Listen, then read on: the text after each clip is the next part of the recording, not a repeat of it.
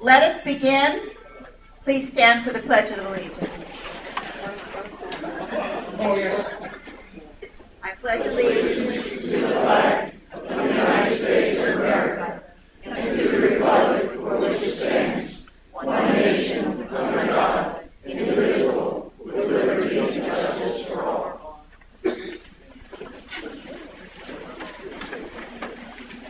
This year, there are 3 positions open on the Board of Directors, and here are our 6 candidates as they are seated before you, starting on your left. Tom Terry, Bill Cordwell, Les Purcell, Ray Unger, Roland Langevin, and Jack Collins. The candidates participated in a blind draw on Monday, June 10th to determine the position on the ballot and for today's forum. I would like to introduce to you the Elections Committee members: Cheryl Bissell, John Topthorpe, Bill Wentworth. Our 5th member was not able to come tonight, Laura Moon. Teresa Travatello is our Marketing Public Relations Director and is our OPA liaison. And Dan Stursky is our board liaison. Our timekeeper is Tom Butler. So we would like input from you all, members of Ocean Pines that are in attendance today, in the form of questions. There are 3x5 cards available at the table with the Elections Committee. You can write your question and pass it to one of our committee members. The 5th session of the forum is set aside for questions from the audience. The format is as follows.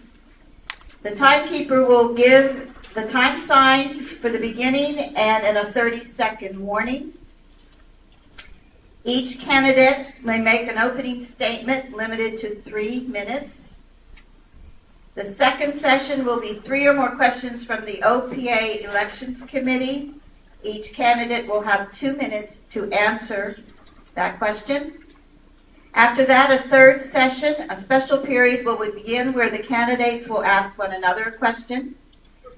The queue for this process will be done by number draw.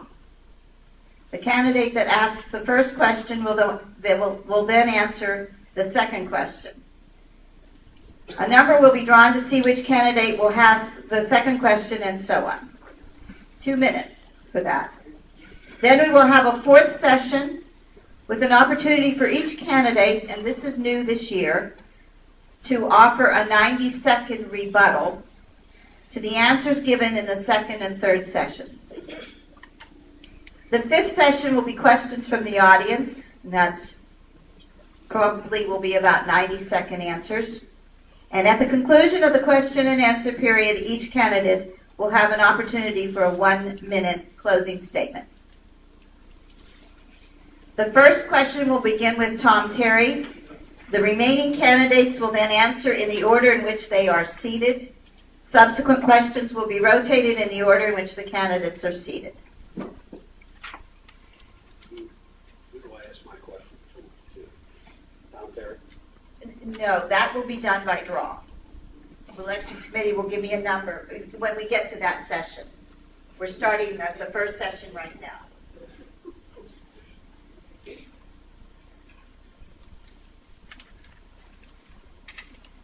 Okay, question number 1.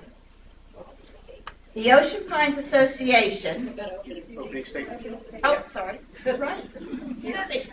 Get ahead of myself. Opening statement, Mr. Terry. Good evening. My name is Tom Terry, and thank you for coming out tonight. 3 years ago, I was elected to the board and then became the president. Let's look back 3 years. Back then, this facility was closed every day at 5 o'clock, locked up for the weekends. Now it's staffed and open 7 days a week, morning to night. We had engineering studies piled on top of engineering studies with no organization. We now have the facilities plan. We were faced with a 10-year-old IRS case which cost us $459,000. The actual operations within the first 2 years of those 3 years finished in the black. $38,000 the first year and $151,000 the second year. Last year, we lost money due to over $500,000 worth of losses to a golf course, which was only half open. 3 years ago, the funding model for facility repair and replacement was not fully in place. We now have the capital financial structure in place. We had a yacht club that was in bad shape, and thanks to you, we have a new yacht club on the way. We faced a long-standing inequity of our Ocean Pines funding from the county when compared to other communities in Worcester County. I'm pleased to say this year we were able to obtain a 19% increase from the county, from our efforts. So I hope we can continue that trend going forward. Beyond the obvious of needing the golf course to have better results, we must continue to be vigilant in monitoring our finances while protecting our community. Let's remember that 85% of the increases in the dues that have come from capital dollars that have been needed for 40-plus-year-old facilities, like the yacht club. When someone says they're going to lower the capital or operational dues, let's make sure we know which facility they're not going to repair and what program they're going to cut. Now let's look forward. All is not sunny. There are critical issues facing our community. While some of the drainage work has been done and accomplished, much is left to do. We will need to continue to work on our roads and bridges. We have boat ramps that need repair and possibly redesign. We must support our recently started focused effort on obtaining grants. We need to look outside our community and study the laws that allow Columbia, Maryland's HOA to receive state funding that we do not get. We have a new yacht club, but the building is not the only issue. Food service will have to meet the facility's quality. There is much ahead of us financially. We can hold back operational increases as we have over the last 3 years. We can have funding structure in place to pay off the IRS and cover operational shortfalls, so no increase in dues will be needed to cover that. The capital funding program is now in place to provide the platform for our needs. We've worked hard over the last 3 years to set a foundation for the community's success into the future. I thank you for your attention, and I hope to serve you in the next term. Thank you. Thank you. Mr. Cordwell?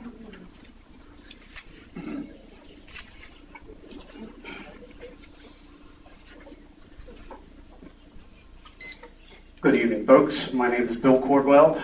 This is the second year that I am running for the board. Last year I was a new face.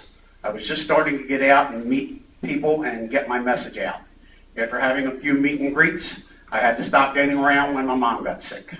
My wife and I spent a lot of time running back and forth to Bel Air to take care of her, and I had no time to campaign. She passed away about a week before the ballots were counted. I was not able to give this 100%. I'm not apologizing because Ocean Pines is important to me, but nothing was ever more important to me than my mom. So now I am able to give this my full attention. But my message has not changed. Use common sense to help Ocean Pines move forward. After last year's election, I was asked to be on the Budget and Finance Committee, which I gladly accepted. I gained valuable experience, which I can use to my advantage to help the community. We are finally seeing some progress around here after years of neglect. Let's keep moving forward. Yes, we still have those that are continually in the way for no other reason than to say that they could. But we must overcome that. The obstruction, the deceit, and name-calling brings our community down. If you remember last year's campaign, there were 2 candidates who saying that they would cut our assessments by $200. And I have the papers here from last year that specifically said over and over again, I'll cut your assessments by $200. One got elected and one got a lot of votes. I've been to every budget and finance meeting discussing the budget and every board meeting discussing the budget, and not once was that cutting the assessment of $200 ever brought up again. I can't do that. I cannot in good faith tell you something to get a vote that I know will never happen. This is a homeowners association, not Washington, D.C. So let's just be truthful with each other for the good of the community. Thank you for being here and participating, and I look forward to your questions. If you don't get the answers to your questions during the forum, I will stay as late as necessary tonight to answer what I can, or we can make a time to meet on another day. I will meet you individually or in a group, or if you would like to have a neighborhood meet and greet, contact me and we can set something up. I have several meet and greets scheduled, but we can work something in. Thanks again for your time and being here and your participation. Thank you. Thank you. Mr. Purcell? Nice to see you all. I'm Les Purcell. Wait a second, I'm not ready yet.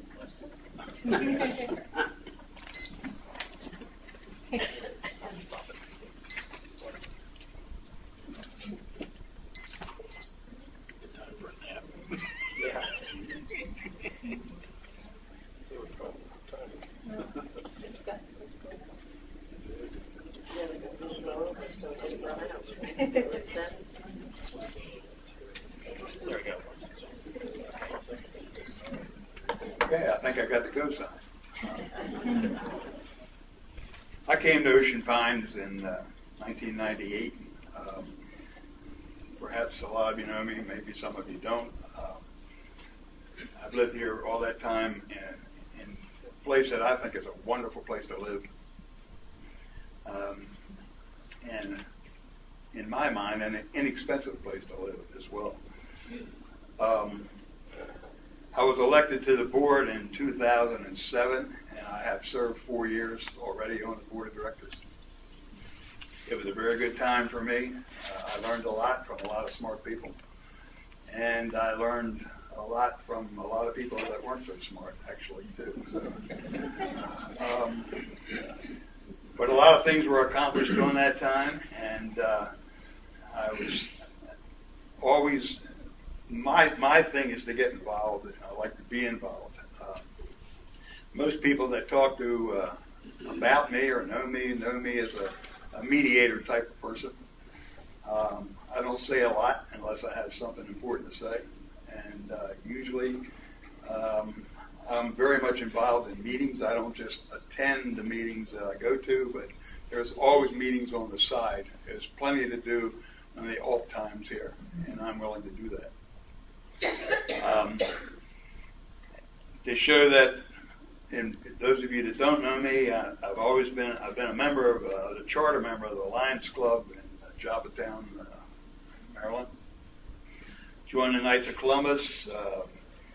I had 2 condominiums in Ocean City before I got here, and I got to be president of both of them. So I have some experience in the type of things that go on in these homeowners things. And a lot of what I was going to say has already been said, but that's the way it goes in this type of format. But it's true that you hear people talk to you about how they're going to lower the assessments or how they're going to change and cut and not spend any money. But they tend to disappear because if they get elected, they find out rather quickly that things are really running fairly well here. So it's just a matter of hanging in there and doing what you think is the right thing to do. So I hope to get your votes again this time, and thank you very much for coming out. Thank you. Mr. Unger?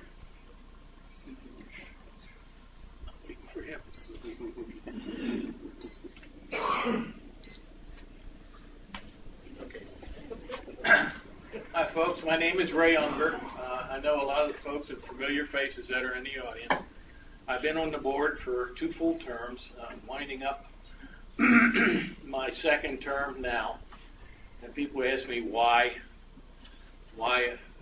go for another one. About 10 years ago, there was a board meeting at the yacht club on the 2nd floor. And that particular board of directors, outside of budget, decided to spend $1 million to cover the sports court. You all remember that? And they were going to take, at the time, there was like $1.6 million in all of the funds that we had. And they were going to take $1 million out. I suggested at that meeting that rather than take $1 million out, finance $500,000 and take $500,000 out of there. That would at least leave us a little bit of a cushion. From that point on, I started to think about maybe someday I could be a part of the group of people. And I will tell you, this last 6 years have been the greatest bunch of people I ever worked with in my life. We've been very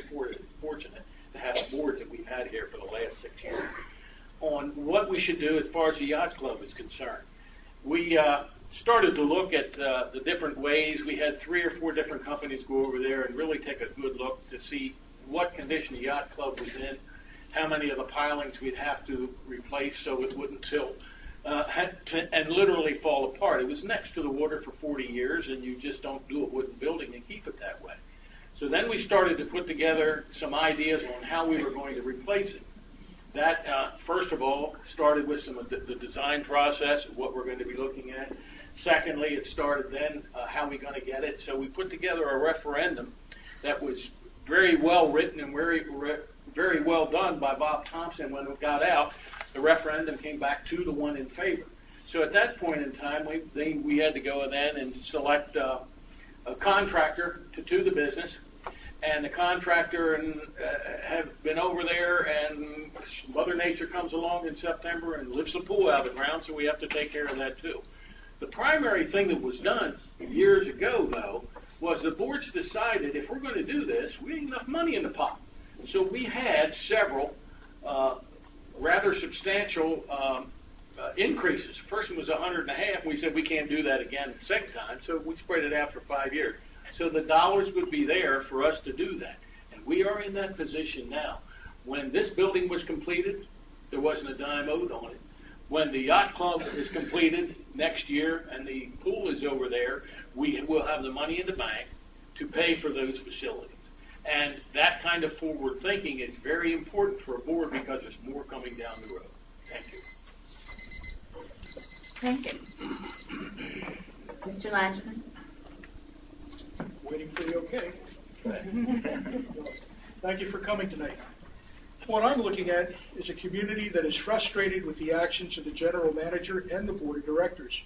Mr. Thompson has lost credibility with his past failures, and his 180-degree song and dance over was the pool full or empty. The board is also perceived as complicit by rubber stamping Mr. Thompson's proposals and failing to exert proper diligence by approving non-budgeted expenditures and sole source projects in the millions. As a result, trust as to how the community's assessment fees are being spent and the resulting waste has driven many in this community up the proverbial wall. I hope to establish some measure of trust by doing the following. I want to restore control of the community back to the board of directors by holding Mr. Thompson accountable for his actions. As stated in the bylaws, section 9.05, he will hold full and open bid competition. For example, 2 or 3 options for every expenditure that comes before the board is not an unreasonable expectation. An experienced conservative manager should not have to be told this, and it is his lack of management skills and knowledge exhibited by Mr. Thompson that are reasons he should be replaced. Over the past few years, meetings have been held behind closed doors without sufficient justification. This is in direct contradiction to the intent of the Maryland Homeowners Association Act. These meetings have harmed the community. For example, by replacing a 10-year planning task force that held open meetings with the general manager's group of advisors that met in secret, we ended up with a yacht club that is far more than the community needs and without any other real options considered. Open meetings assure the community that nothing is being done without their input. Thirdly, I want to stop yearly increases of assessment fees and return money that is not currently earmarked for spending. This will keep the current membership from feeling that they are bearing the brunt of the cost of benefits for future members some 20 years down the road. Fourthly, last year our amenities lost the greatest amount of money than at any time in the history of the HOA. Like Marty Clark, I want more diligence from the board of directors, and I will demand of myself to see that better oversight is provided, at least from me. I want to get costs under control by focusing on non-budgeted expenditures, thereby curbing waste and reducing assessment fee creep, which comes about because we're doing too much non-budgeted expenditures. Fifthly, our infrastructure needs a systematic planned program. Maintenance is not a problem that we're not used to, but we keep making the same mistake over and over again by paying it lip service. I want to establish the preservation of assets as one of my goals. I hope you can tell from what I just stated where I would like to lead the community, but this short list contains only some of the areas that I hold in contention and want to address with a physical, conservative approach. Thank you. Thank you. Mr. Collins? Thank you. Jack Collins is my name. I'm going to stand up. I have a hamstring injury. And when I sit on it, it hurts. So I am not a hard you-know-what. Let me introduce myself. Our roots go way back on the Eastern Shore and in Ocean City. My wife of 43 years, who I married after I got out of active duty in the United States Navy, is the eldest daughter of Harry Kelly, who was the mayor of Ocean City and a great, great father-in-law. He never really thought I was good enough for his daughter, but before he left us, when he was in office, he did adopt me as his unofficial son, and I'm very proud of that. Our son, Jack, worked on the shore for a couple of years as a financial planner. Our daughter, Kelly, named after Harry, was married at St. John Newman Church, and we had a reception at Lighthouse Sound. Billy Carter at BJ's with that band, Teenage Rust, played at the wedding, and we had a great time. We really did have a great time. My background professionally is banking. I've been in banking all my adult life since I came out of the Navy. I started with First National Bank of Maryland, and our general manager and I even worked for the same banking institution in the past, and that was First Mariner Bank. That is the institution from which I retired. I'm going to bring that expertise to the board.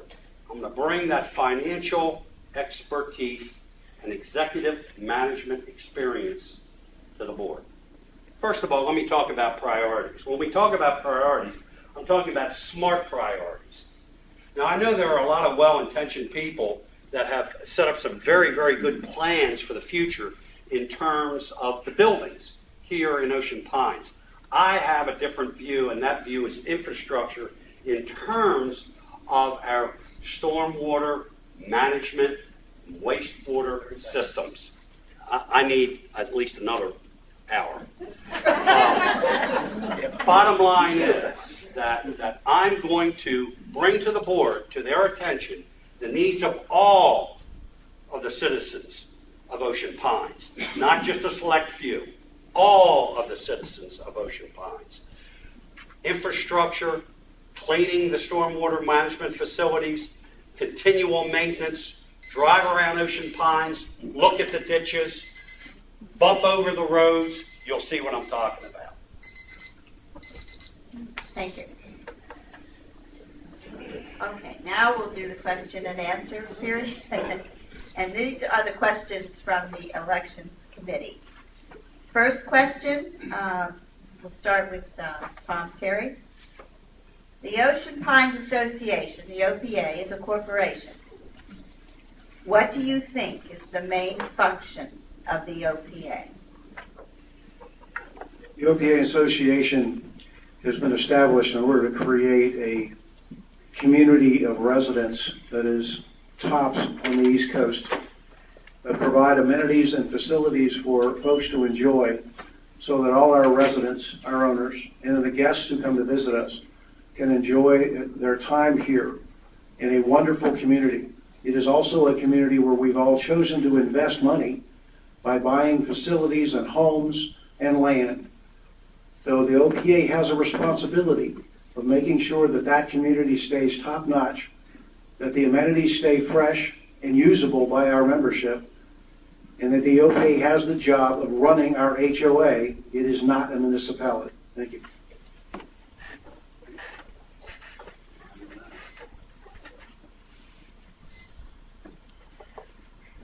Bill? The Ocean Pines Association is here for everybody sitting in here, standing in here, and living in this community. And I call it a community. Some don't want to call it a community. Some would just as soon all the amenities go away and we would be given to the county or sell ourselves to the county or whatever. We moved here because it was a community, and we moved here because of the amenities. The Ocean Pines Association has to bridge that gap between the residents and fiscal management of all the amenities, but we also have to be there for you, okay? We have to be there for you. You pay assessments, I pay assessments, everybody in here pays our assessments. We deserve to have top-notch amenities, and that's what the OPA is there for. We need to stop from the top, the general manager on down. We need to watch what's going on. We need to be there for them. We need to be there as a board to take care of everything that comes down. Now, I'm not saying the previous boards used to pick out the color of the napkins at the yacht club and all that. We're here for fiscal responsibility. We're here to give everybody a good community, a beautiful community like it is, and keep it going like it is. Thank you. Thank you. Amen. Les? The first time when I was first elected to the board, I had the privilege of being selected as one of those people on the 10-year task force who, for the first time, then was looking into all of our infrastructure. As you've heard before, we have 40-year-old buildings that are made out of wood and sitting on water, and not much was being done about them, and most of them were getting into really terrible shape. Those of you who closely inspected the yacht club saw that, and that's the reason I think that the referendum passed so well. Directors in the past endeared themselves to the people in Ocean Pines because for years they did not raise the assessments. That was terrific. Everybody said, boy, it's great. We don't have to pay any extra dues this year, except that no maintenance was ever done to those buildings. And those people who were left with the responsibility of taking care of those buildings just didn't do it. That was left to us. That's where we are now, in the middle of it. So, as far as the association is concerned, it's been said, we're here to serve the people. We're here to do the best thing we can do for them. And that's what it's all about. Thank you. Ray? OPA to me is Ocean Pines, and Ocean Pines is my home. I've been down here since '96. There is no place else that you can go on the Eastern Shore, I think maybe on the East Coast of the United States, that will offer anybody the amenities, the facilities, the beauty, the marinas, or anything else, anything like Ocean Pines. We pay pretty much, my house, for example, over in Berlin would cost twice as much for my annual, the local taxes, which we call the annual fee or your assessment. Costs twice as much over there, and there are none of the amenities that my family and we all enjoy. The main thing is the people here. We've got the greatest bunch of people in the community who help each other and work with each other of any place that I've ever lived. And that's why I like to call Ocean Pines home. Thank you. Roland? These gentlemen have made some very good points, but I would like to add that the main function, that we're a community of 8,447 homeowners, which makes us a town, in effect, not just an association, but the population of a town. We function as a town. I perceive the OPA as being an administrative body who guards our amenities, maintains our infrastructure, and maintains property values within the community, because that's the function of the corporation, is to make money. The function of the OPA is to maintain property values within a community at a reasonable cost. And it's this last part, at a reasonable cost, that is being blown out of proportion. We had budgeted items for contingencies, let's say, of $1.6 million in 2006. Today, that contingency fee is up to $3.3 million. This is where we're losing our cost in our shirt, because people are coming by and they're saying, well, We have the money. We can afford to do this. So what? It's a non-budgeted expenditure. We've allowed $3.3 million to take care of this item. But that item keeps creeping up each year. From 3.3, it is going to go up to 4 eventually. Then what are we going to do? We're going to have to raise assessment fees in order to maintain that 4 level, just so that people on the board can be comfortable in approving items that they should really be doing diligence for by saying, whoa, wait a minute, this item should only cost $16,000. Why did you approve it at $18,000? That's where the cost comes in. That's the creep that's creeping into the amenities and into our assessment fees. And that's what I want to stop. We're government, and we're not doing a good job at it. Thank you. Jack? Now, the question is, what is the role of the board as far as the OPA is concerned? To me, it's advise and consent. Advise, meaning advise the general manager as to the proper direction that the community wishes to go. I represent you folks. I don't represent the board.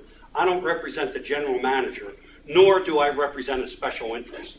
I represent you folks. If you vote me, you tell me what's important to you.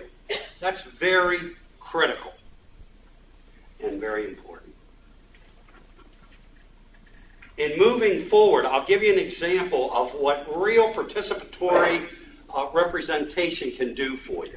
There was a terrible problem in Section 3 whereby there was continual stormwater problems that created inundation to upwards of 50 houses in serious storms. I don't know if anybody's aware of that or not, but you talk about increasing or decreasing values of property, that'll do it.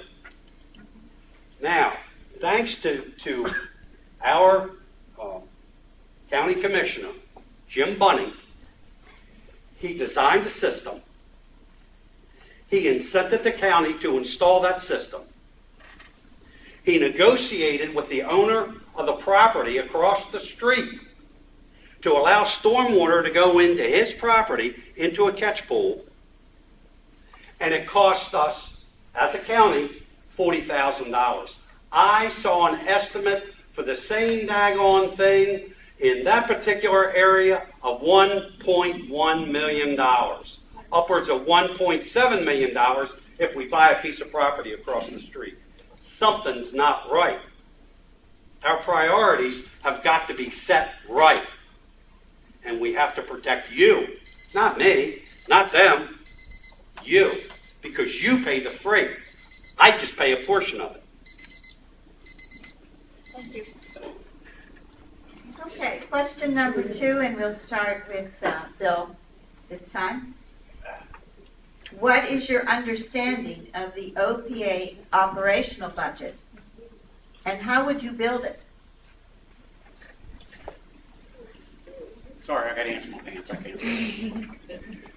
Being on the Budget Finance Committee, like I earlier spoke, that was just an eye-awakening. Okay, the money that goes in here, the money that goes out of here. But I can tell you that this budget is lean. We did 7 days.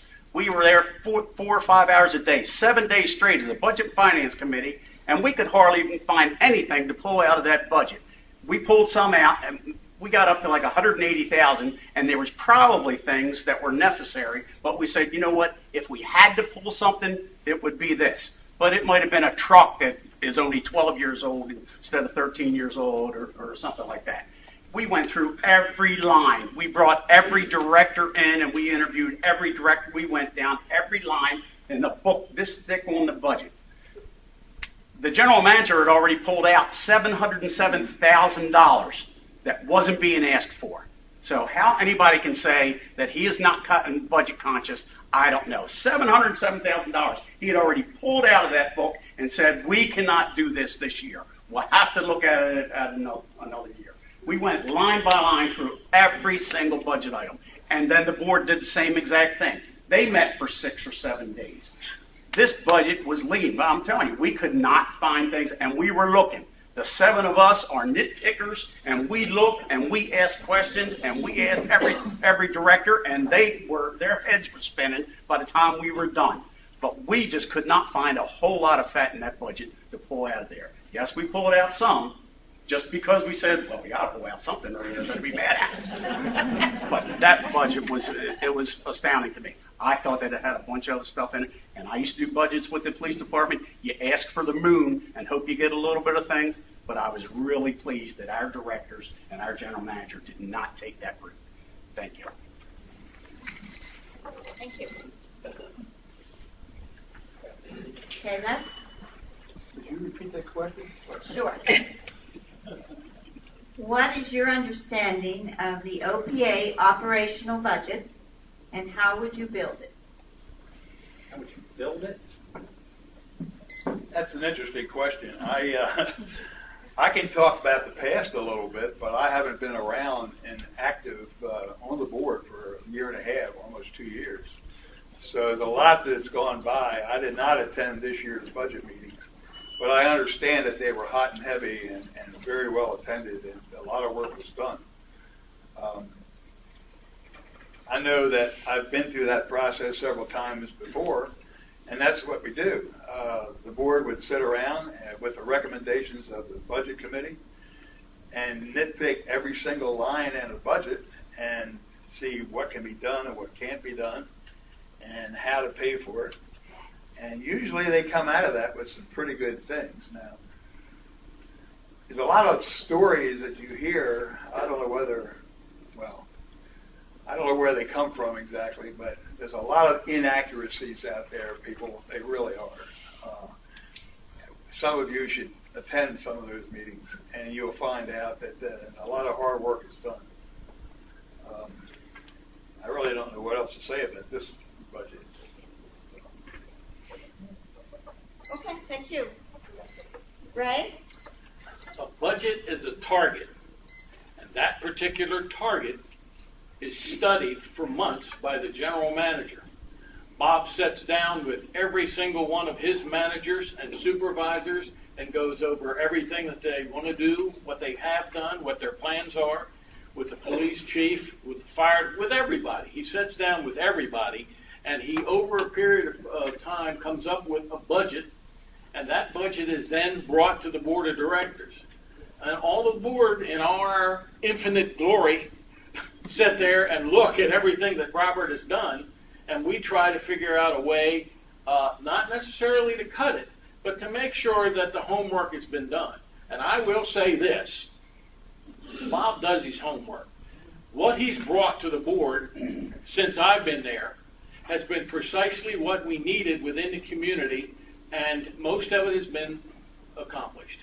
So I'm delighted to be a part of that budget process. Thank you. Roland? Well, these gentlemen, again, are presenting some pretty good arguments there. But the problem, again, is Mr. Thompson. It's not the budget. He's presenting items to the board that are non-budgeted. We go through the process, and as they say, it's very detailed and exact as to what we need. Then we find out that we didn't account for something. This is where he's failing us. He'll come up to the board and he'll present one option. He'll say, I have this contract here. So instead of a bidding process, it becomes a sole source contract up for approval time. And this is what I strongly object to. It's not that we can't create an operational budget. It's that we're not staying within that budget, because when it comes to a non-budgeted item, we're blowing the budget apart. So why go through the process of being detailed in a budget if you're going to blow it apart with items that aren't covered by the budget? When you have an item that's not covered by the budget, it implies maybe you should have considered this in the budget to begin with instead of after the fact. So that upsets me a lot, and I want to address that.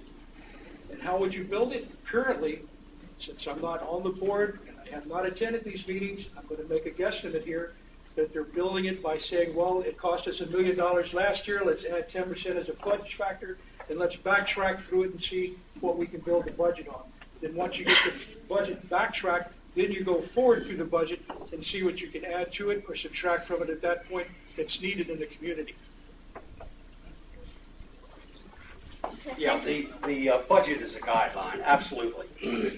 However, a couple things that we all need to focus on, and that is the fact that because of the additional assessments, and this addresses the question that these fine folks had concerning how you're going to build a budget, how you're going to build the revenue. we are generating an additional $1 million a year in revenue because of the increased assessments, taxes, whatever you want to call it, above and beyond normal expenditures. And that is a set aside for future capital expenditures. That's what that is for. So I don't know why we would want to build the budget anymore. Our good friend Chip over here did a tremendous job in his newspaper in the middle section laying out how our amenities function. He did not use budgeted figures.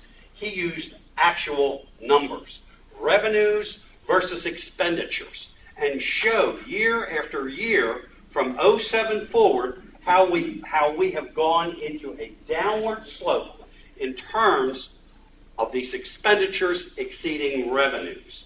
It's got to stop. My concern is that if I'm hearing questions like, gee, how are we going to build the budget?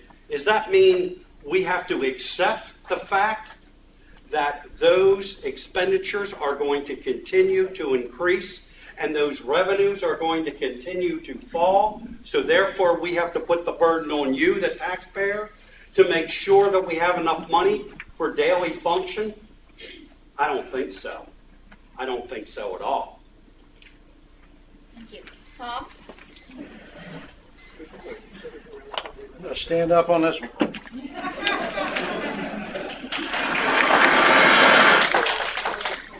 Folks, we have $32.5 million worth of assets and $4 million in the bank. Anybody want to tell me we've got too much money set aside? $32.5 million in assets and only $4 million set aside to replace them. When the budget gets put together, I can assure you, folks, we start with a zero budget. I've been involved with this process now for 3 years. Plus, I did multi-$100 million budgets in Verizon before I got here. I can assure you that every department head in this company, in this organization, comes to Bob with a budget that started with zero. They don't take last year's budget and just add $1 to it, or fudge factors as they're being accused of doing. The reality is they go through 4 months of grueling work figuring out what our operational budget needs to be. And I'm focusing on operational budget because everybody is all dues, dues, dues. Do you know how much the dues have gone up operationally over the last 3 years combined? Operationally, $16. $16 is what the operational dues have been. The rest of it is capital. The rest of it is capital. The operational budget. If you own a timeshare, take a look at the amount you're paying for 1 week's worth of maintenance on a timeshare and compare it to your rate of living here. I can assure you I own a timeshare. I'm paying more at my timeshare than I am for 1 year's worth of services from Ocean Pines. I can tell you for a fact, Bob Thompson and his team work this place to the slimmest factor they can, and to the constant assessment that we have multiple single contracts and no sole sourcing. That's just not the case. Okay, thank you. Question 3.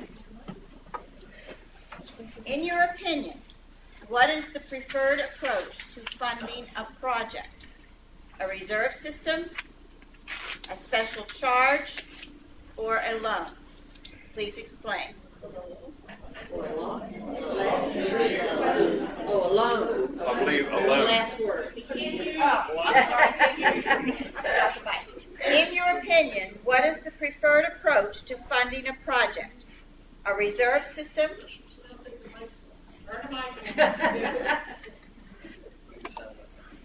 Well, it is on, but...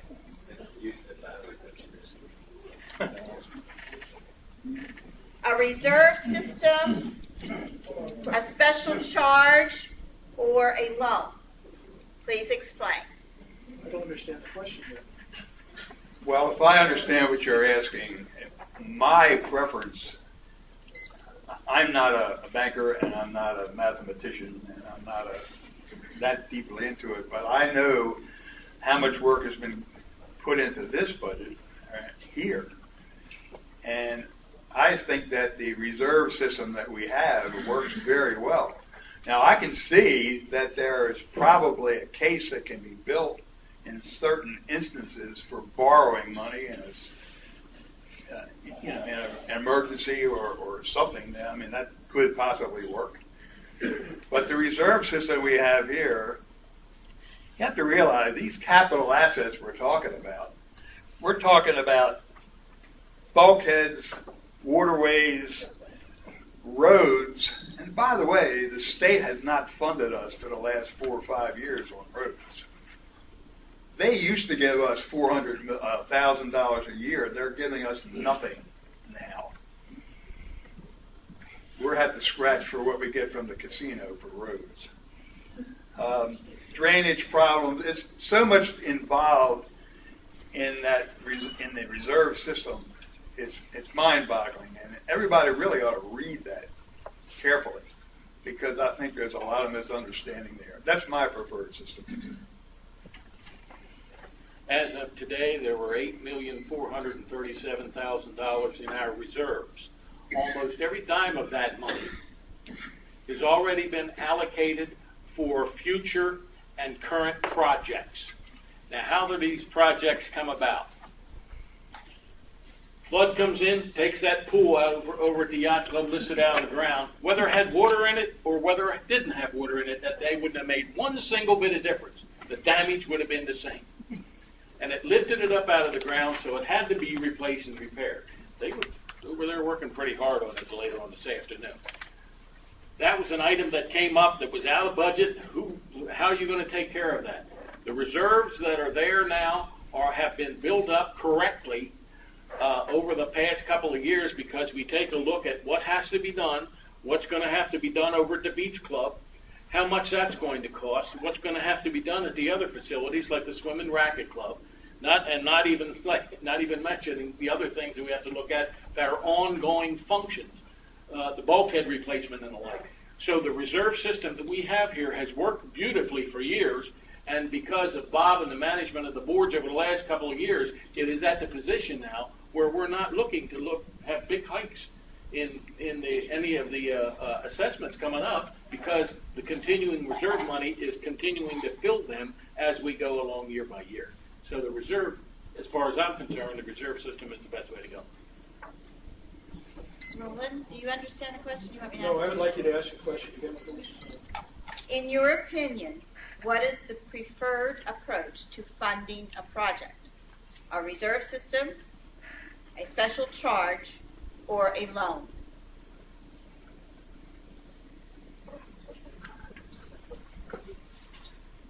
Well, we tried the reserve system. And again, what I'm seeing by the reserve system is that there's too much money in there. What we need is, if we continue doing the reserve system as we have in the past, it's going to creep up. Even though Mr. Unger is suggesting that it'll level off, I don't see it leveling off because non-budgeted items keep occurring. The golf course, the new greens, that was a sole bid contract of nearly $1 million. Terry says that sole bid contracts are not the norm. I consider a $900,000 expenditure to be an exception to whatever you want to call it a norm. But paying this by a loan is not the way to go either because you have to pay back a loan. It costs interest. Why should you do that if you can get the money up front? Frankly, the reserve system seems to be working. My only problem with it is that there's too much in that fund. It should be cut back.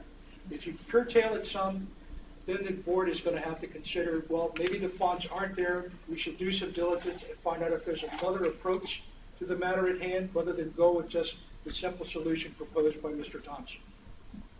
So I would say the reserve fund, but I think it's more to cutting it back than currently keeping it going. Well, this topic's been beaten to death. But the bottom line is loans, forget it. You do not want to take this community into debt. And this is a banker speaking. Secondly, special charge. We levy a special charge on you guys. You're out of here, you're going across the street, and you're going to go to River Run. So we don't want to do that. Our reserve system is the only way to go, and it's a smart way to go. I was talking to a fellow who runs a golf course, a very good golf course in this particular area, and he said to me that Ocean Pines setting up the reserve system was the smartest thing that they'd ever done, because it gives you an edge and it gives you a cushion. I can't argue with the fact that we have $4 million in the. I assume we're talking about capital funds, and $8.4 million in the overall big picture. But we have to utilize those funds intelligently, and we have to utilize those funds properly so that the most people benefit. I'm going to say it time and time again.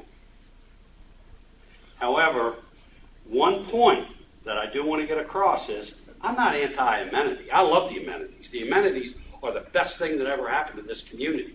One of the reasons we moved into this community was because of the amenities.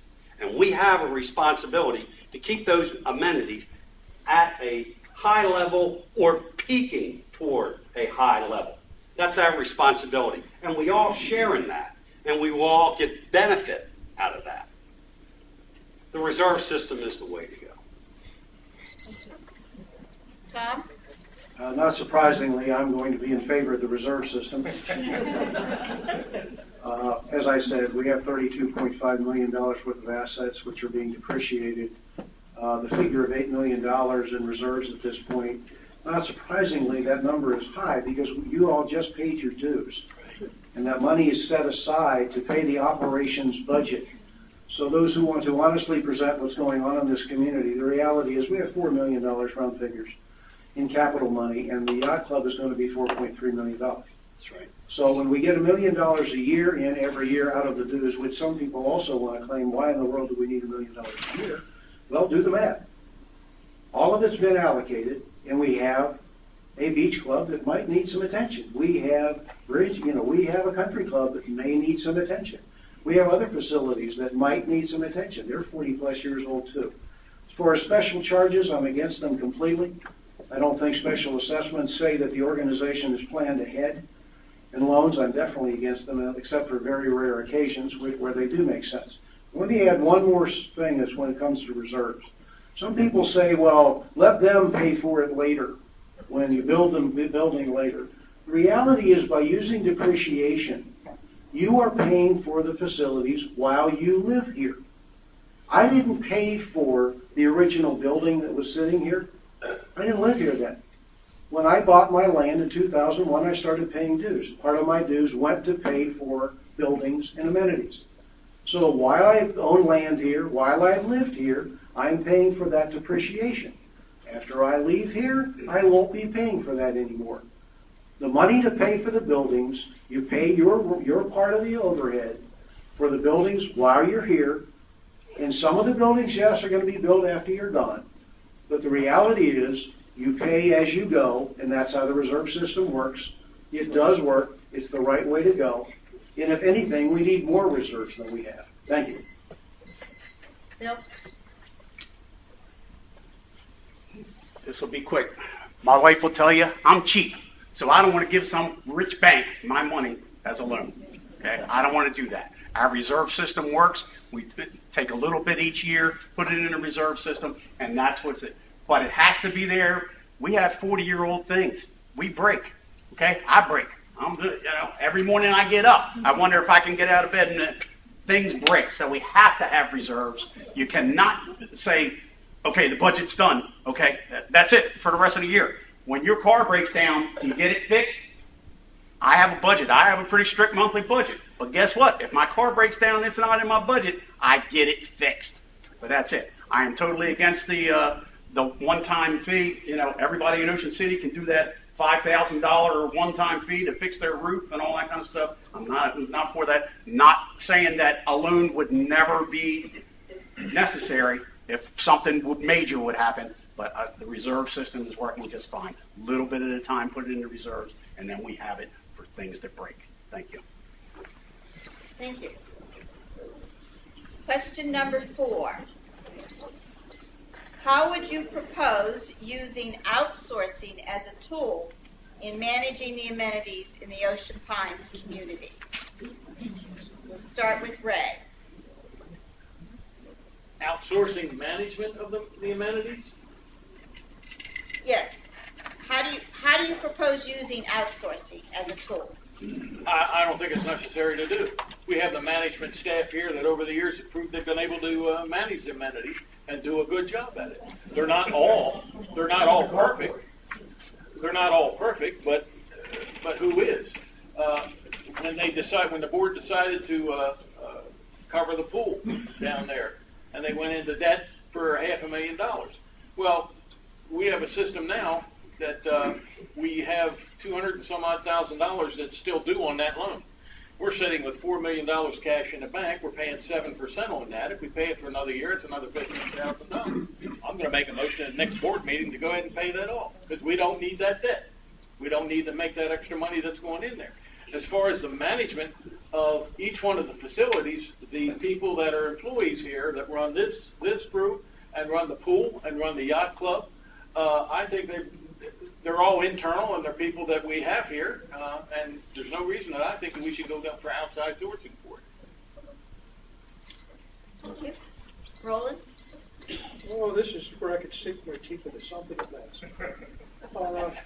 To begin with, to outsource something, we're $400,000 in the hole with amenities this year. If we had leased our facilities to somebody for $1, we would have saved $400,000.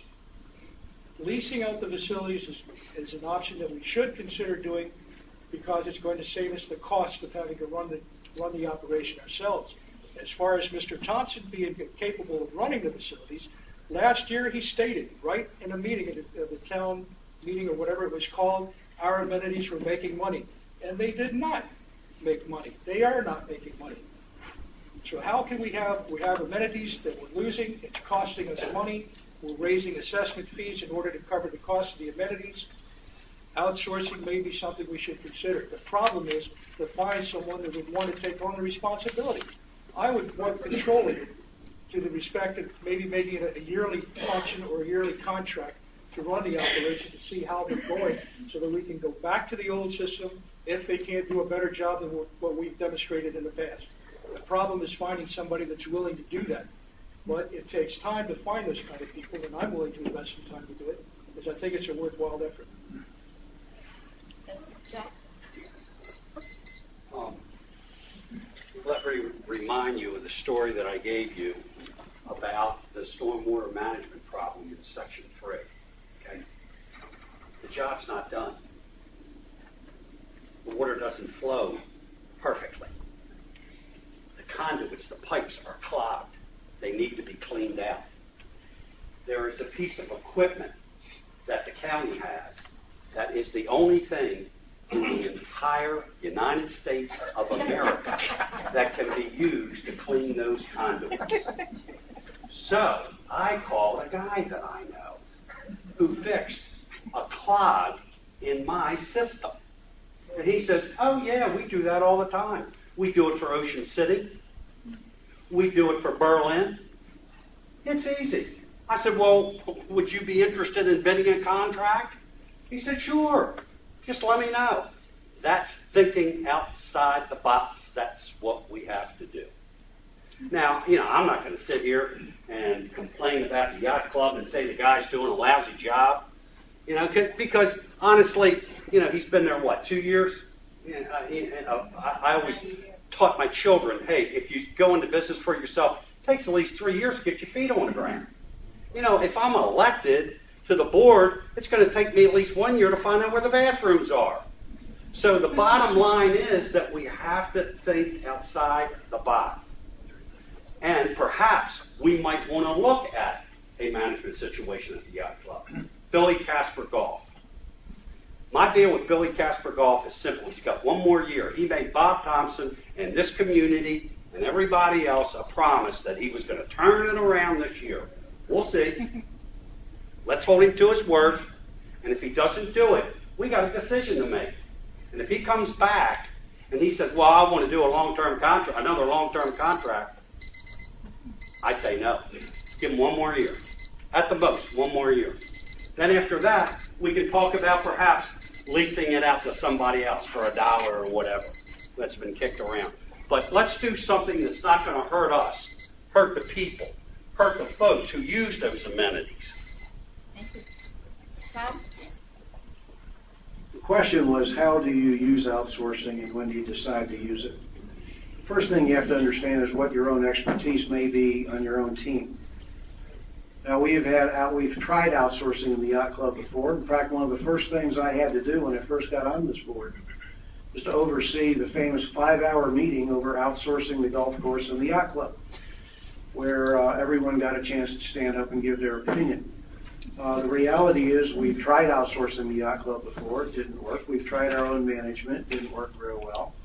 We now have hired our own person. It is not an outsourced situation over there.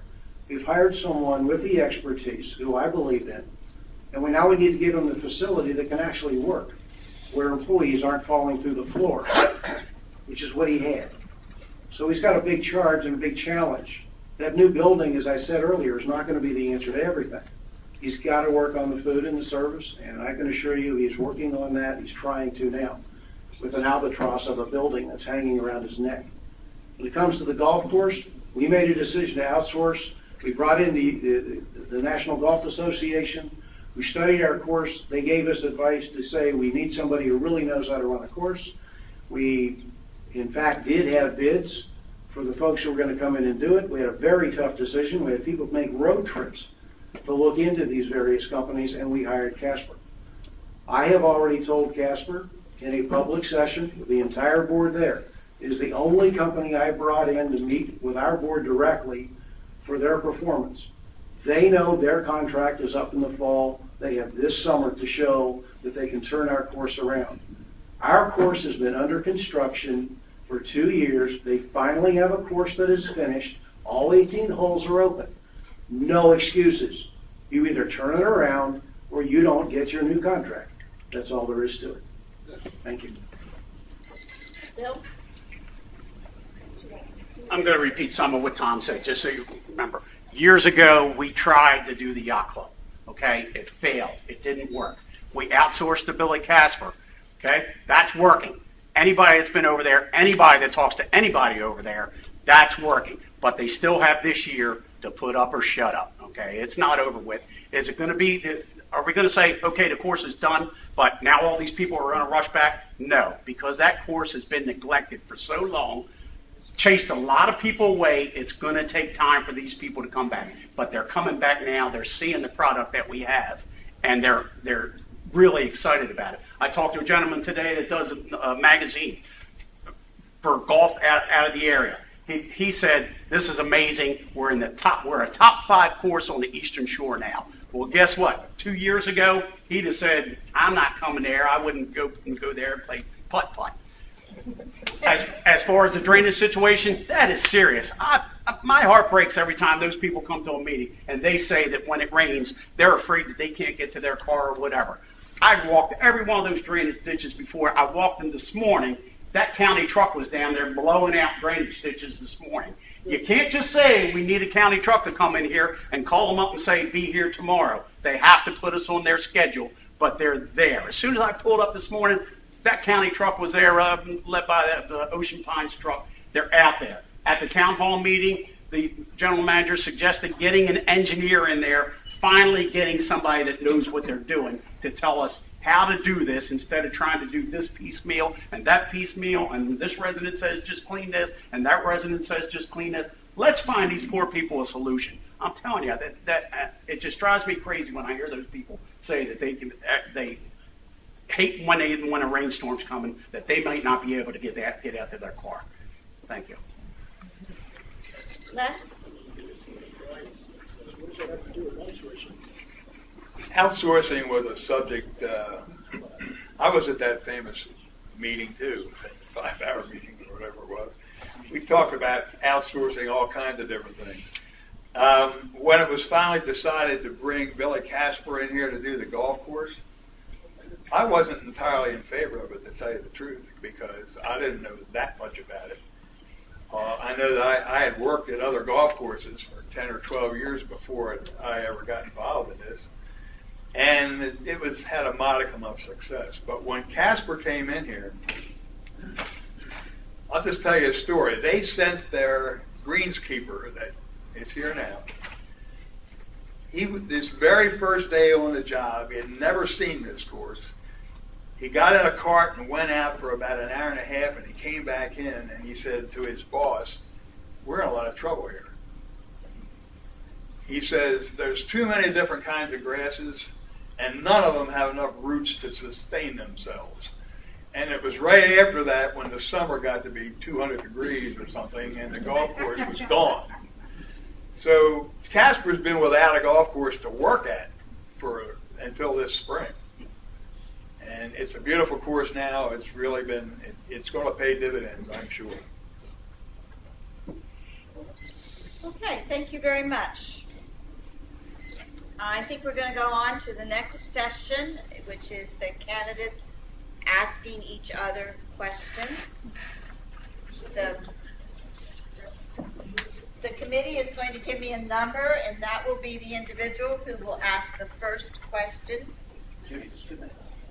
It's 2 minutes, yes. Okay, the number that I was handed is number 1, Tom. Who am I asking? Okay, we're going to find out. Drum roll, please. You're going to ask number 2. Number 2. Okay. Bill, I've seen you attend many of our board meetings now, and you've been on the Budget and Finance Committee. I know you've learned a lot over the last year because you've asked a lot of tough questions over the last year. But my question to you is, what is going to be your primary and first priority if you happen to be elected? Well, I just spoke about it, the drainage situation here. I told you, those people, my heart just aches for them when they come to the meeting, and and this just started coming up, at least at the board meetings, maybe 8-9 months ago, that people really started coming and saying, we have a problem here. I hear you. I feel for you. You don't deserve to live like that, having to have that, around your house, having a moat around your house. You just don't deserve that. That's my number 1 priority. That really has my interest, and I'll work to see what I can do for you. We'll try. Mr. Thompson's been trying. I've heard him, have solutions. When I saw that truck today, a big smile came across my face. We'll try. We'll find something to make that solution, to make a solution and make that go away for you. Thank you. Thank you. Okay, Bill, you will be the one to ask the next question. Okay. Let me find out who's going to answer. Number 5, Roland.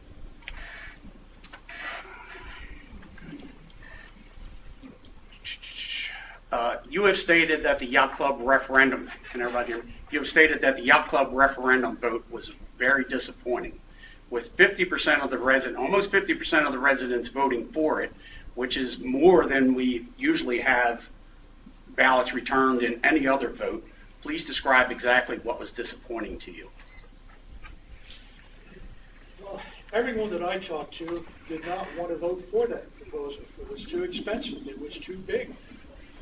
But we managed to vote for it anyway. It's just flabbergasted me that there were that many people in the community.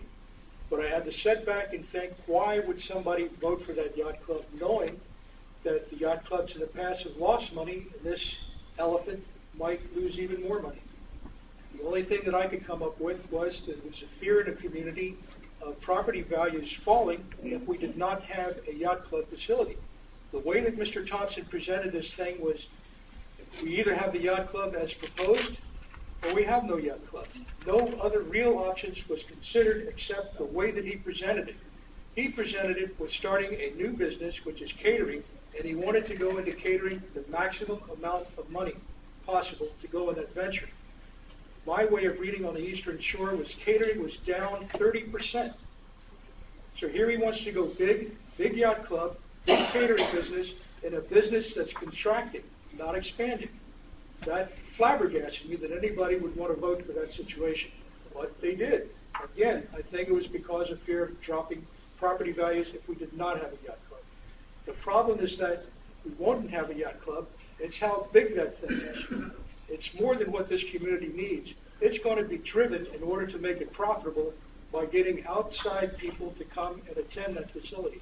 And that's where our problem is going to lie. There are just too many good restaurants in Ocean City for somebody to go 20 miles out of the way to visit our facility. We have to find a niche. So far, Mr. Thompson's idea of a niche was to start the Java Club, which lost us $1 million because he was inexperienced in running a restaurant. If you want to continue with that, that's what you voted for by voting for the new yacht club. It should have been put on hold and rethought. Okay, Roland, you will ask the next question and see who answers it. Number 4, Ray. Yes, sir. This is where I'm falling apart because I'm having a tough time finding chinks in these guys' armor to try to attack them at. Mr. Unger, if you're reelected to the board, what is your position on Mr. Thompson? Why should we keep him when he's demonstratedly showed that he's failing at being a manager? Why would you want to support a manager that's failing? He's been on a job for 3 years. His record is failure. And you're there advocating that he remain in the position. Why? First of all, that's your personal opinion, and it's not my personal opinion.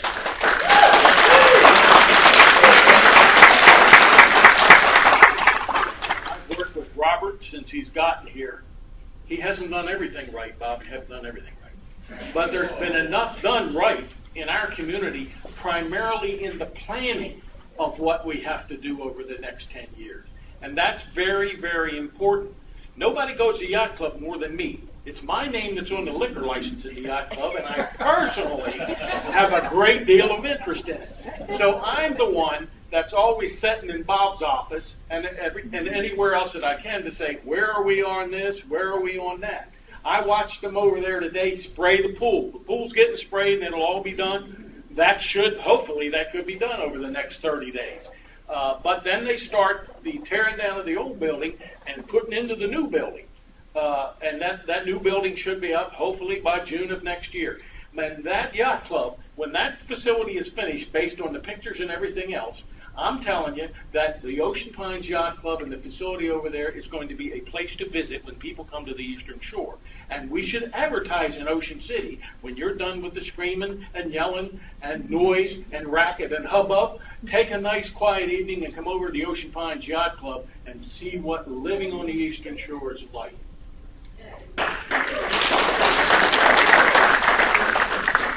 Okay, Ray, you get to ask the next question. Okay, who got? Number 3. Happy you. This is a hard one. What do you see as the most important issue facing Ocean Pines in the next 10 years?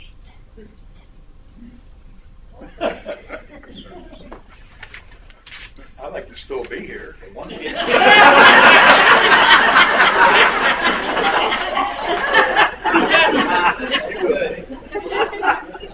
And I'm a little upset because I thought I was the one that went to the yacht club.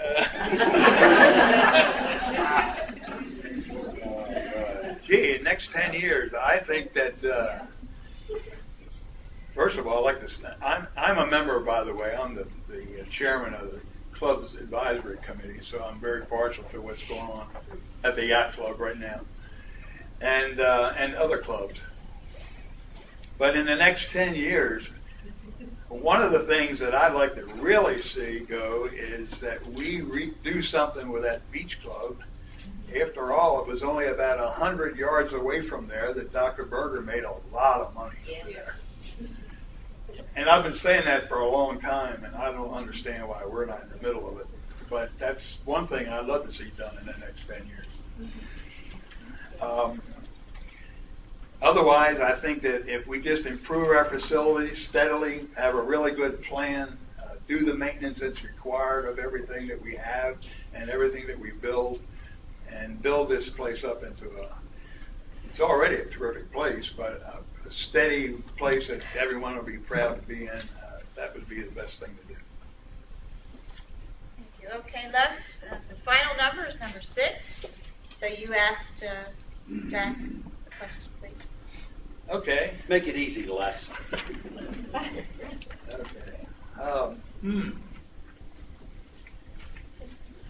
I notice in your brochure that you say something about bridges and roads coming first in your expenditure list. It puzzles me how we can talk about building bridges and roads and upgrading buildings, and at the same time on the same page say, but we can't raise the assessments or have any more money drawn. Would you explain to me how you're going to do that? Bingo, that's the problem. This is the mindset. This is the real mindset. We can use the money that we have raised thus far to build and improve the items that we currently have. But we don't have any more money left to do what's really necessary, the infrastructure of this community. And you know what I'm talking about, because you drive around in the community. We've got to set the right priorities, ladies and gentlemen. Again, I am not anti-amenity. I'm pro-amenity. But at the same time, when I have people coming to me, I was talking to a guy who was the lead engineer of the Hubble Space Project, the Hubble Telescope, lead engineer, design engineer, tell me that he and 50 of his other friends are inundated by water every time we get a 2 or 3 day rain or a nor'easter. And I talk to people and they say there's a simple solution. The solution is in-house. We can do the work ourselves with the staff that we currently have in Public Works. Yet everybody throws up their arms and they say, well, Jack, come on. We can only raise so much money and we've got to take care of these buildings and these buildings have to be replaced. And I'm saying think outside the box a little bit and let's look at what is really important to the folks in this particular community, and that is the stormwater management systems, the roads, and the basic infrastructure. And then we can talk about doing something fancy and neat at the golf club. But in the meantime, let's really focus on the important things, the things that affect us every day and that will affect your property values. People are not going to come to Ocean Pines and live in Ocean Pines if they are living in the threat of being flooded out or inundated by improper stormwater runoff systems. Very simple game.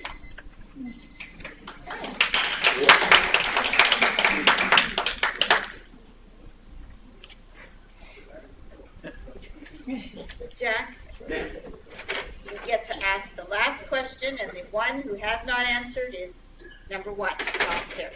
Oh. What you talking about the luck of the draw. No, you asked the question. I know. Oh, okay. Tom, I'm going to ask you about closed-door meetings. How many closed-door meetings have there been in Ocean Pines? Are closed-door meetings necessary? And are closed-door meetings within the purview of the regulation that governs community associations in the state of Maryland? I have read thoroughly the Homeowners Association Act, which is the law you're referring to, that speaks to what meetings are allowed to be closed and what meetings are not allowed to be closed. If you are associated with the board of directors, which can make decisions to make financial investments in an organization, then those meetings can only be closed if it is a personnel issue or if it is a contract issue. Those are the times you're allowed to have closed meetings. Other folks, like the general manager, can have groups of people working with him that allow him to access the resources in the community, and there is nothing in the Homeowners Association Act that calls for those meetings to be open. And as a matter of fact, we had that adjudicated about 2 years ago. We have had very few closed meetings We've had meetings and discussions of contract, as I've said, and we've had personnel issue meetings. I do not believe in closed meetings unless they're absolutely required. As a matter of fact, I'm the one who had 5-hour meetings that would not cut people off from saying what they wanted to say. So I am very open to discussions. And a matter of fact, if you look at the way the yacht club process worked, the yacht club process did not come out of a single little project where 2 or 3 people made all the decisions. The reality is there were multiple public meetings with multiple public input to what that building was going to be, what was going to be in it, how it was going to function, and just maybe that's why it got 2/3 of the vote. So I am all for open meetings, have been from the day I got here. But I also understand in many ways we have a business to run. And there are times we have to have discussions about contracts and certain issues that have to be behind closed doors. Thank you. Okay, this session is now closed. We are going to open for a 90-second rebuttal.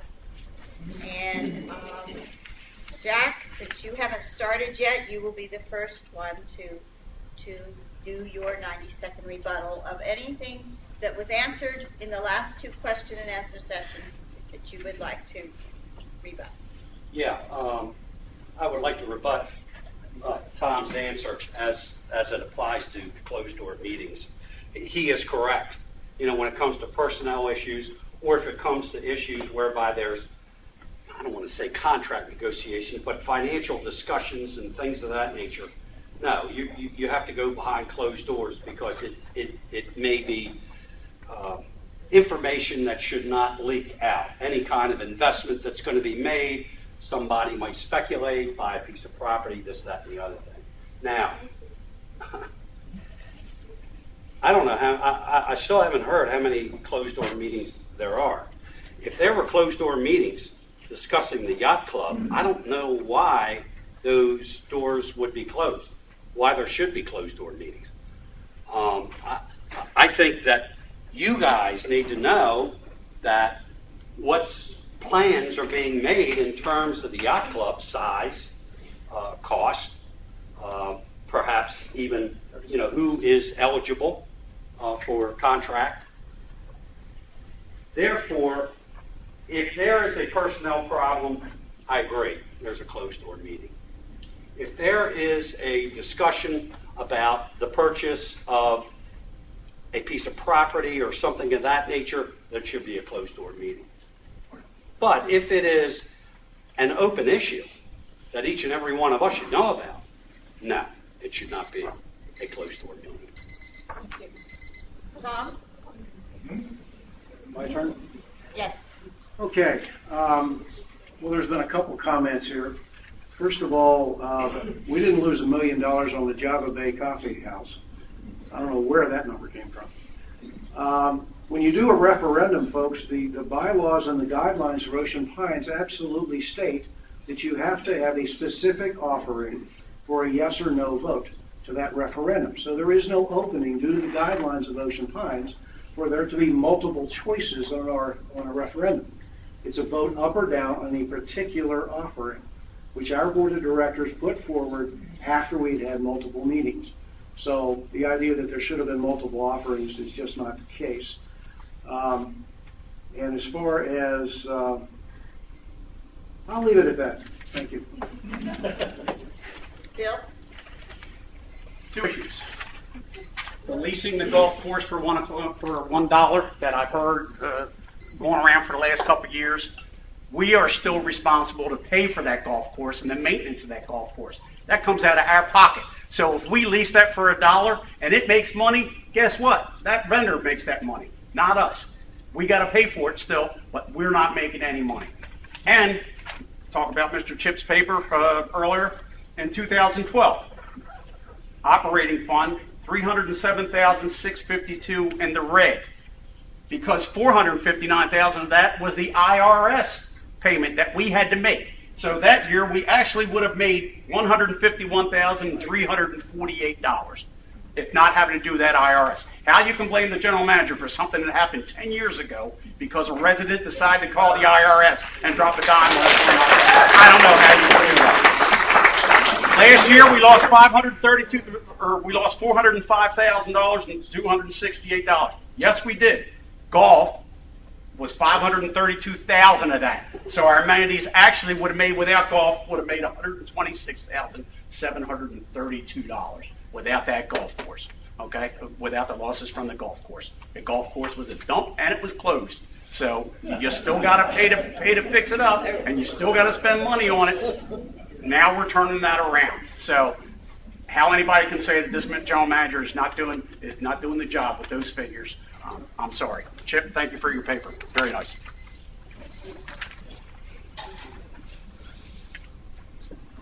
Thank you, Les. There's just one thing that I'd like to get out. I mean, I hear a lot of certain people anyway beating Bob Thompson up. I'm among those that I believe he's done a very good job. Like I said, it hasn't been perfect, but he's very conscientious. He studies what he's doing, and he's doing a pretty good job. Now I read in the literature of one of our newer candidates that the GM pushes projects without proper permits. I don't know what that's about, except it must be about the swimming pool over at the yacht club. But you better understand that you cannot even apply for a permit on any project until the project is totally designed. Right. Okay? Thank you. Okay. I don't know if anybody's been over to Yacht Club in the last week or two, but when you pull in a parking lot, it looks like the world's blown up. Okay? Now, the Yacht Club and what Dave has had to deal with over there over the last year is a lot of time closed, a lot of time in construction, a lot of things that weren't working right. For the next 12 months, he's going to deal with a place that doesn't exist. So we cannot expect the Yacht Club this year to make money. It's going to the new place is opening in June or July of next year. It's going to take a year after that for us to promote it, to utilize it in the community and everything, before we're going to start to see a profit. Anybody that thinks just because they just finished our absolutely beautiful golf course that we should have made the money while it was being done is silly. It's going to take another year before we really see some profit money or a whole lot. We get over to hotel, we get groups coming in here all the time, and would never go to Ocean Pines. However, that's changing right now. A couple were over the other day, said, "Have you been over there?" I said, "Yeah, I drove it the other day. I saw what work they've done." So we need time to get our facilities utilizing and get them fixed now, and they are fixed. It takes a little bit of time to make money off of it. And they've been fixed properly because they went downhill for a long time. Done. Thank you. Roland? Looks like I was the target tonight. But there's not much that I can really refute with what these guys are saying, except to say that the place is not being managed correctly. That's my whole objective here, is to make sure that it is managed correctly. We have too much money in reserves. Mr. Terry said we had $4 million. In Ocean City Bank tonight, there is $9 million sitting in CD certificates at that one bank, and that's not the only bank that we have funds in. So by him constricting the reserve fund to being $4 million, it's more closer to 9. Do you really want that money in the association's pocket, or would you rather have it in yours?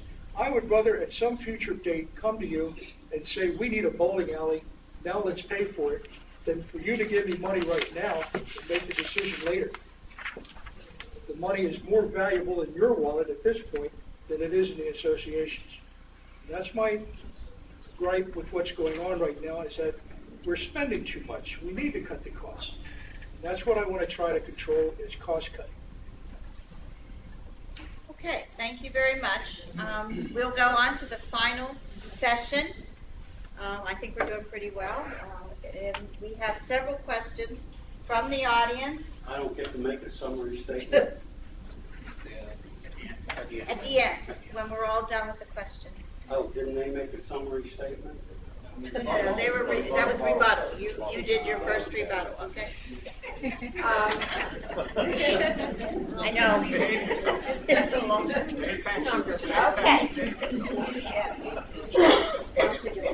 As I was saying, we had a few questions that came to us from the Gmail account that we had set up, and also voicemail. And as you know, you can call. The election committee does monitor, and that monitoring will start soon of the voicemail number to make sure that if you have any questions about the ballots, the voting that's coming up, you can ask those questions of the election committee.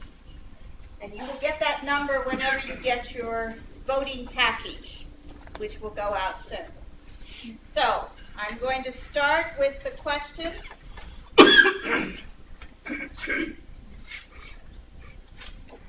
Okay, we have one question here, and actually we have two questions. I think they refer to about the same subject, so I'm going to kind of combine them.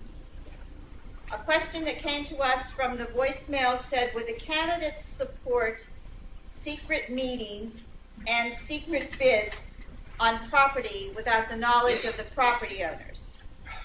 And I think that we have another question that says, did you or would you support OPA's purchase of the Pine Shore Golf property?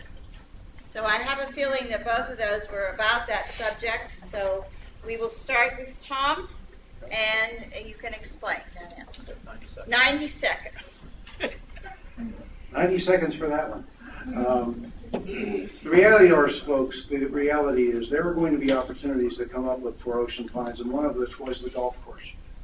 In order to bid, in order to go after to buy a piece of property, do you really want to broadcast to the entire world what your bid's going to be before you get there?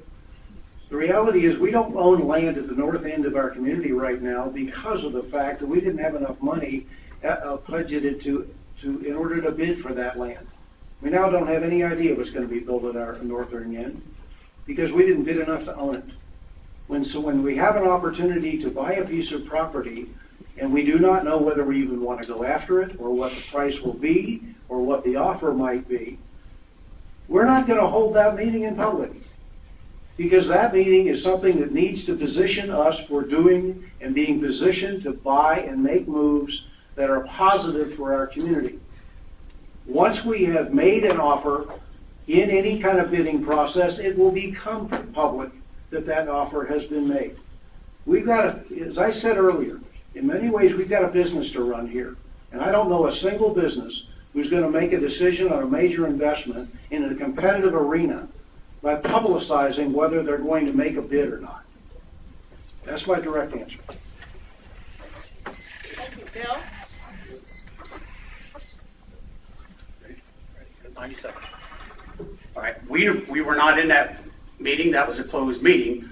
I don't know what they were going to do with that property when they made the bid. Would I purchase that property to dump leaves on it? No. Would I purchase that property if it would help the community? Yes, depending on how it helped the community. If we could have subdivided that property and made a lot of money off of that, just think about it, 95 acres. If we could have done 50 acres of that as houses, we could have had that income coming into Ocean Pines. We could have sold those and made several $1 million just off of selling lots. If we sold half-acre lots, we had enough that we would have had 40 acres left over for the drainage projects that we have a problem with running a drain back there, and we still had, how many 30 acres to do something else with. We could have made major money off of that. I don't know what the board of directors went through their heads because I don't know what that bid was, what they were looking to do with it. Like I said, if it was just dumping leaves, no. If it was something that would benefit the community and we could control what was going in there, then I would have to take a look at it. Not saying I would have voted for it one way or the other, because I don't know what they were looking at, what they were going to use that for. So I can't make that determination without having all the facts. Les? Actually, I don't have much to add to that because I was not on the board when all that was taking place. I read about it in the same newspapers that you read about it. My opinion is quite a bit like what Bill just said. If it was a good reason for it, I might be in favor of buying that property. And what Tom said about holding those kind of negotiations in public, that it is ridiculous. No one would do that. To dump leaves on it, no, we wouldn't do that. But if it was a good economic reason to have that property, then fine. But we don't have it, so and I don't really know much more about that. Well, I was at that secret meeting. And if you want to buy rolls, but this isn't thick enough, you don't make an offer to buy the rolls. Secondly, you also have to know precisely what is going to be allowed by the county, how it's going to be turned out, what can be done with the facility in the lot that was up there. What will they be able to do? How is it going to affect the church? And would we be able to buy all of it, or is the church going to come in and make an offer? And then could we block it? But the simple fact was that we didn't really know what we were going to use it for. We really didn't go crazy about trying to figure out what we were doing for it, and the wallet was not thick enough anyhow. Roland? Well, this gets right back to what I'm trying to present to you guys. It's too much money. It wasn't the fact that we didn't know what we were going to do with the property, that it was bid in secret. It's that it was done without your advanced knowledge and being able to vote on that amount of expenditure during a referendum. It was $1.5 million of your money that was being proposed by Mr. Thompson to buy that property. Do you want him to have that much control of your purse string on something that you wasn't even aware that they were considering purchasing, because it was a closed door meeting, because he didn't want nobody to know they were bidding on it? It came across to me anyway that it was something that I should have had to vote on during a referendum, and I wasn't given that opportunity. And it gets back that we have too much money out there for these guys to be playing with. There has to be some drawback to the purse string, and I want to do that drawing.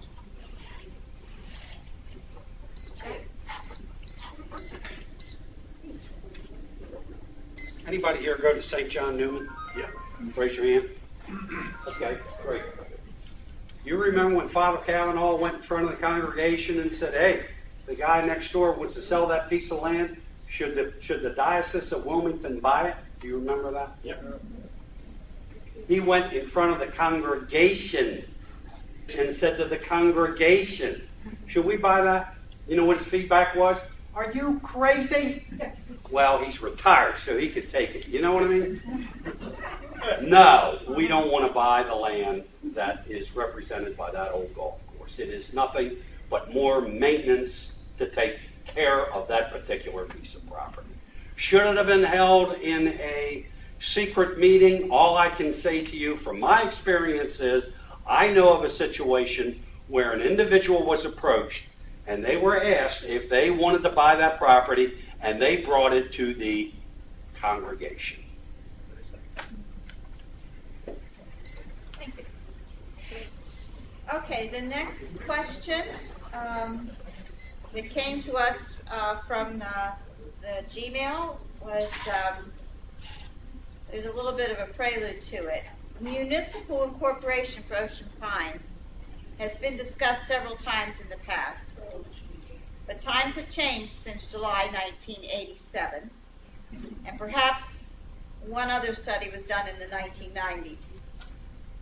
Because our community functions like a municipality, having its own police, fire, public works, recreation, other departments, do you think it might be time to conduct a more current comprehensive analysis to determine whether there would be any benefit to our members by having Ocean Pines become a municipality, rather than to continue to be governed as a homeowners association? Bill? Start. We are going to study this very matter this Friday at our Budget and Finance Committee meeting. We have a very intelligent person on there who's done a complete study of it, and we're going to go over it piece by piece. The only thing that scares me, or one of the things that scares me, is losing our police department.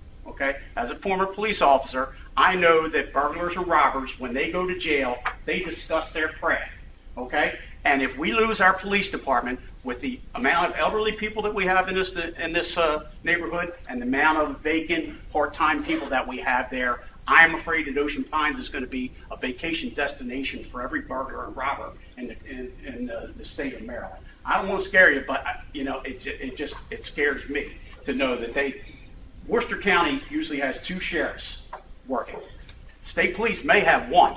If these people get tied up with an arrest or a fire or a car accident or something like that, there's no police in Worcester County. Okay, if we go to that and have to turn ourselves over to that, and also don't forget, in our bylaws it says that if we go to a municipality, if somebody brings up that if we go to a municipality, we'll all get this money back. Absolutely not. It's in our bylaws that we do not get it back as homeowners. So just be careful. But I'm not closed-minded to anything. We're going to study that. We're going to go through it, and we're going to see what happens. And like I said, we got to have some very intelligent people on the Budget Finance Committee. We'll be able to make a nice presentation to the board, and we'll see what happens. Les? Wow, I've heard a lot of things about it. I'm not an expert on that subject, but I've always been told that if we do away with our assessments, fine, but we will have taxes. And we will have the city of Ocean Pines taxes, whatever they are. And they could be anything, and probably a lot more in your assessments. And guess what? All the things that we use assessments for will still be there, and we'll still have to pay for them. Doesn't seem to make a whole lot of sense to me. I'd be interested in what comes out of this meeting that Bill's going to have. Yeah. Is it a closed-door meeting, Tom? Nope. 9 o'clock Friday morning. That's it. Yeah, Thank you. speaking of closed door meeting, I've been on the board for 6 years. I remember 3, and 2 of them were personnel, and the other one was a contract. So this business about a closed door meeting where nobody was allowed in. Well, let's get back to this. Yeah. Let's get back to the $20 to $30 million in unencumbered assets. When you become a municipality, who gets them? Do you divide it all up among 8,400 people and send everybody a check? I could never understand how anybody could take what we have and the way it works as a homeowners association and figure out how we would be better off. First of all, the 7 of us would sit up here and figure out what your taxes are going to be. I don't want that. I wouldn't want that at all. So no, I think it'd be foolish to even consider. Thanks. Roland? Unger is right. It is foolish to consider it, but not necessarily for the reasons he's proposing. One, you would have to do away with the association. You have to dissolve as an association in order to proceed. No. Otherwise, you're going to be paying your association fees and you're going to be paying taxes. You're going to wind up paying more money by pursuing a municipality than if you keep things the way they are now. They're not perfect, but what's here now can be corrected. You go to municipality, I doubt very seriously you're going to be happy with it. Jack? Yeah, Roland was corrected. You end up with several layers. You end up with the municipal layer, and then you end up with the and that's not good, folks. If you do like that idea, I'm interested in running for the county or the city council. $65,000 a year. We can put together a nice little benefits program for the members who want to run the city for you and take care of you. No, that's a bad idea. And you know it's a bad idea. And I don't care how smart this person is that's coming in to posture this idea in front of the committee. I'm going to be there. And I want to find out how smart, A, this fellow really is, and B, where is this coming from? We don't need this. You know, this is a dynamic group. You people are here. You know, I'm beat. I'm tired. I've had it. The next tough question that comes down the line, I'm leaving. The bottom line is that we do not need another municipality or another layer of government over top of us. Look at a county map of the United States of America. You'd be shocked how many layers of government you have over your head. Yes.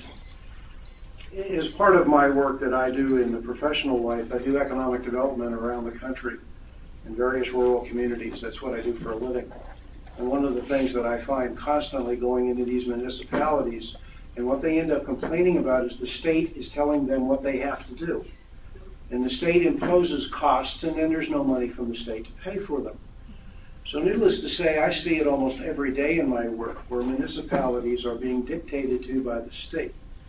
Now, that being said, if you're going to serve on a board of directors, you have to be open to all kinds of ideas being evaluated and studied. On their surface, you can make them sound silly and ridiculous, but the reality is, you study something, if it ends up not making sense, you don't do it. And if it makes up making sense, you do it. So as you can probably tell, I'm not leaning towards municipalities in any way, shape, or form, for various reasons. But I will tell you what I am for. I am for a hybrid. Let's go look at Columbia, Maryland. They are an HOA underneath the county, and like Bill, the only difference between Columbia and their ability to get money and what I would do here is I would keep our police force. Because I lived in Columbia, Maryland for 20 years, I can count on one hand the number of times I saw a police car in my yard, in my area. We need the police force dedicated to keeping us safe here. Other than that, I would do an HOA model like Columbia. Thank you. Okay, thanks. All right, Jack, we have a few more questions. Thanks, Mark. We have a few more questions.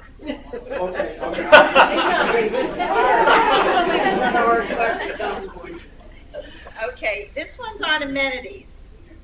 What is your position on offering discounts or restructuring pricing on amenities for OPA residents to encourage participation?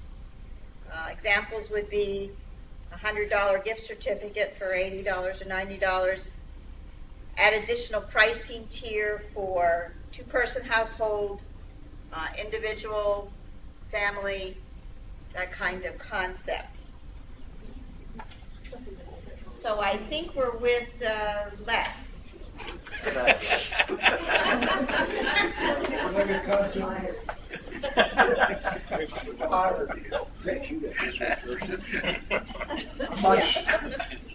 I'm not sure exactly what the point of the question is, but I am in favor of anything that will be legal and will make the association money.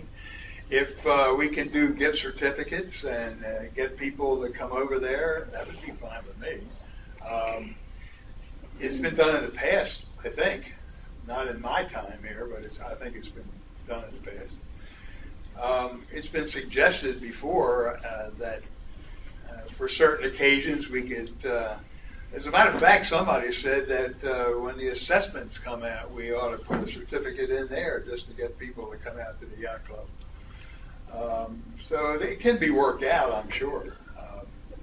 I don't know any reason why we couldn't get it, as long as we have government, as long as we have it controlled. Thank you, Ray? I think I understand it, but I'm not really sure.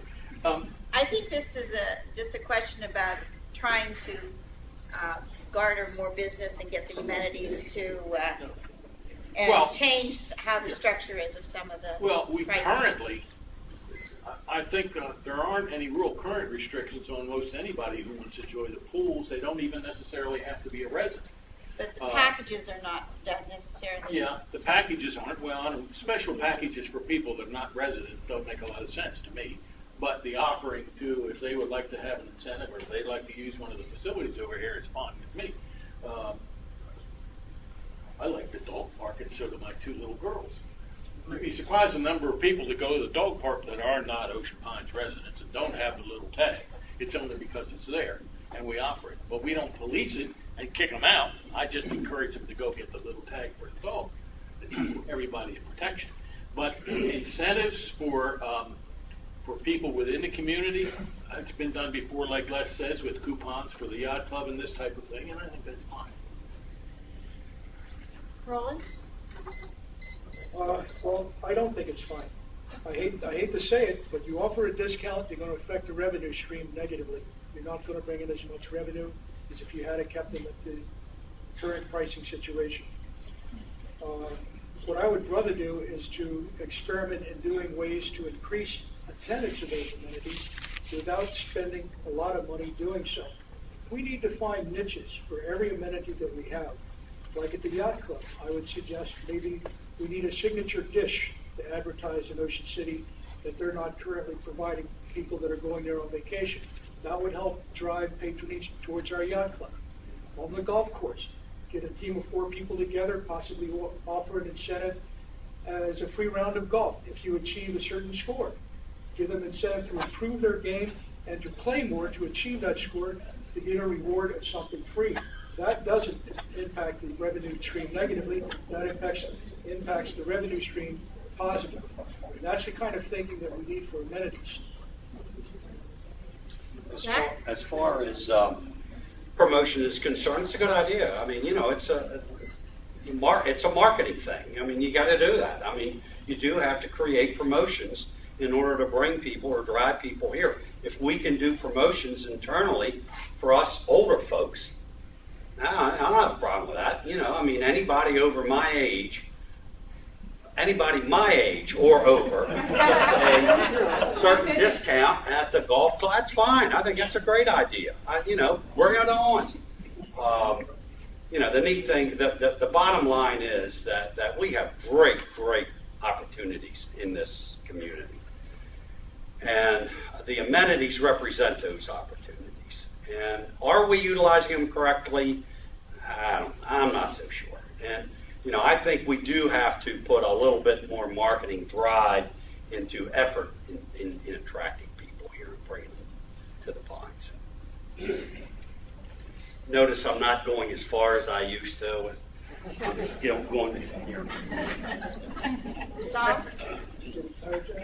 I think the idea of giving folks a discount, say a slip for $10 off at a meal at the yacht club, is probably a very good marketing idea, and especially if we give it to the folks who are paying the bill.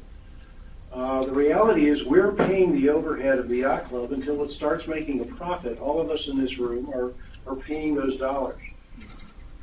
If in fact we can generate and give you an opportunity to come by the yacht club and see the food that the new chef is providing, see the service that David is working on, set the stage for the new building that comes in, I think it makes all the sense in the world for us to do that. And why not give an opportunity for our own membership to come back to our own amenity, to take advantage of it, and in fact it will drive more dollars into the yacht club than we currently are getting for those who aren't going there. Do I want to do carte blanche every week, $10 off to everybody constantly? No. A one-time shot, I think, might be a good idea. This has actually been discussed over the last year and a half about giving every resident a card when you pay your assessments. I have no problems with that. I think it's a great idea to get you to the yacht club, to see what they're doing over there with the new chef. The food's fabulous to get you there. People that used to call it the yacht club and never went. We need to get you back. I am not for giving outsiders discounts. We're paying for this. They want to come in and enjoy our amenities. Let them come in and enjoy our amenities, but they need to pay for it. Okay? I don't want to pay for something for an outsider to get a discount. For us residents, we deserve something. Outsiders, I'm sorry, they can enjoy all they want, but they got to pay for it. Thank you. And I'm sorry we're keeping all of you Well, awake. yeah. Not all awake. All day Monday from opening to closing is happy hour. That's right. Les, Go ahead.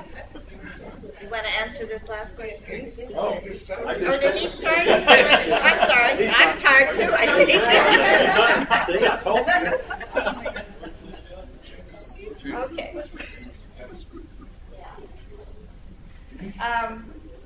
Well, we're approaching 9 o'clock, and I'm afraid we have quite a few questions still, but I think we'll do 2 more questions and then,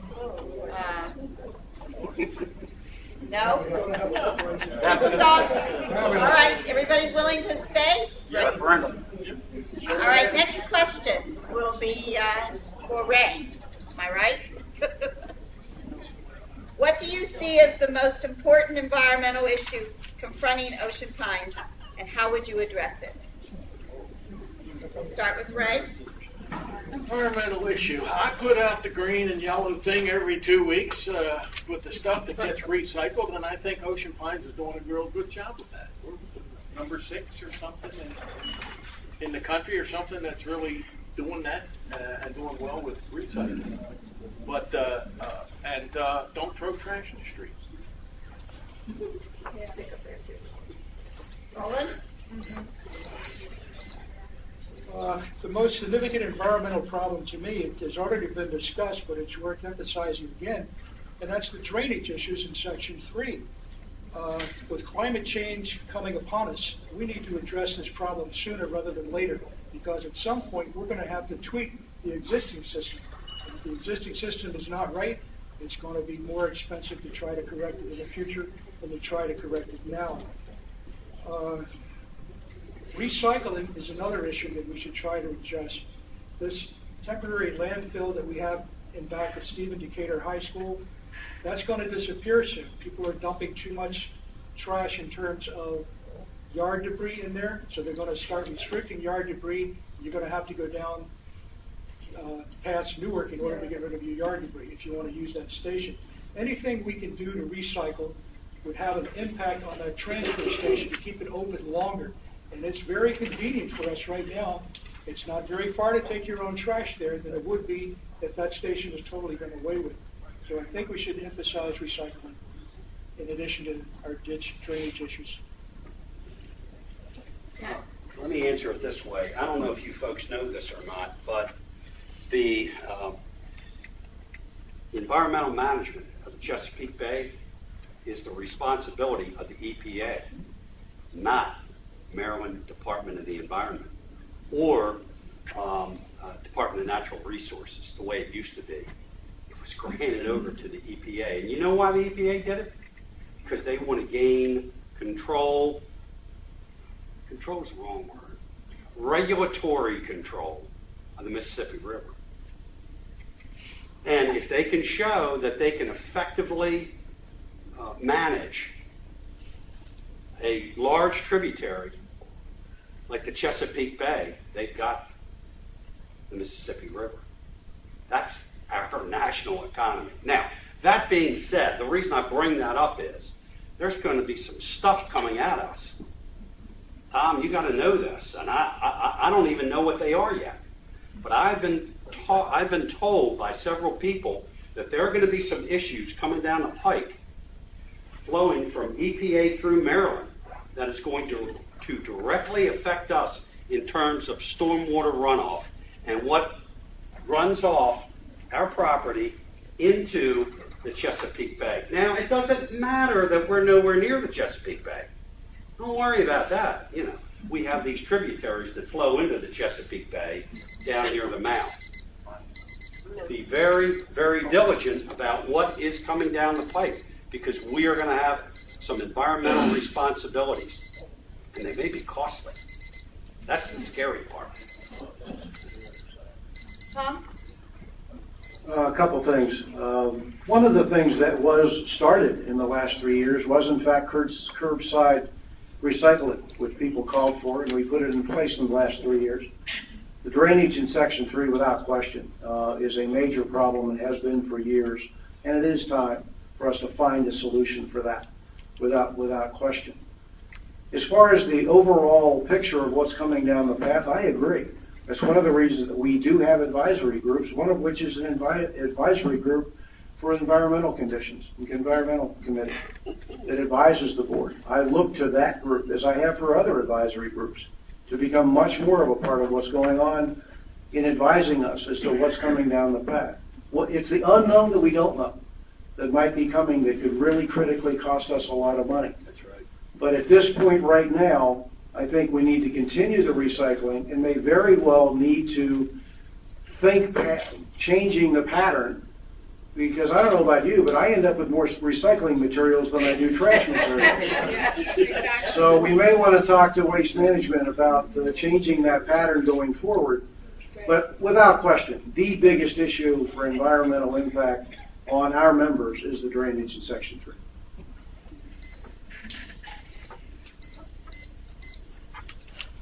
Okay, standing water, I'm not going to beat that dead horse. You know how passionate I am about it. We have a very strong environmental company, or environmental committee, that is studying a non-native grass that's growing in our ponds and our canals and all that.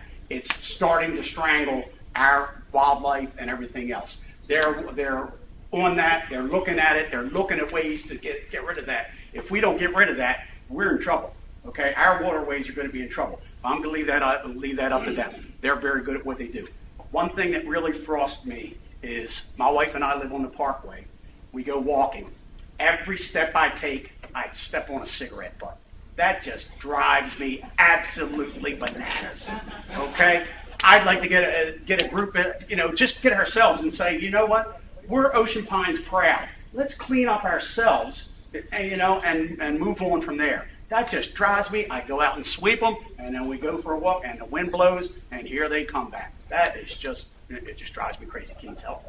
Okay. Thank you.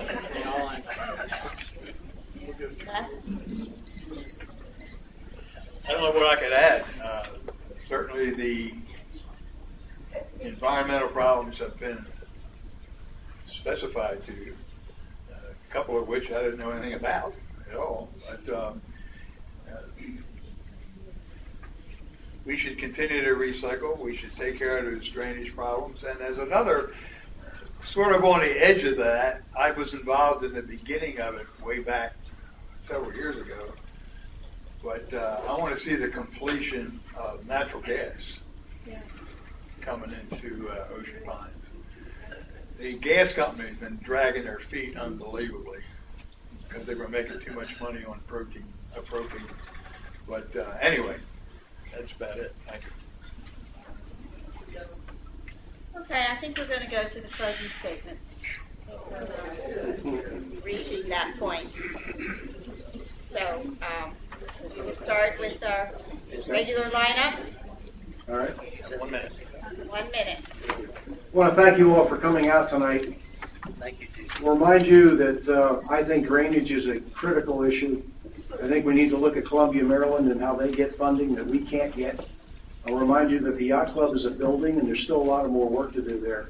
But most critically, if I am elected, I hope I get 2 other people elected with me who want to work with other board members, not attack other board members.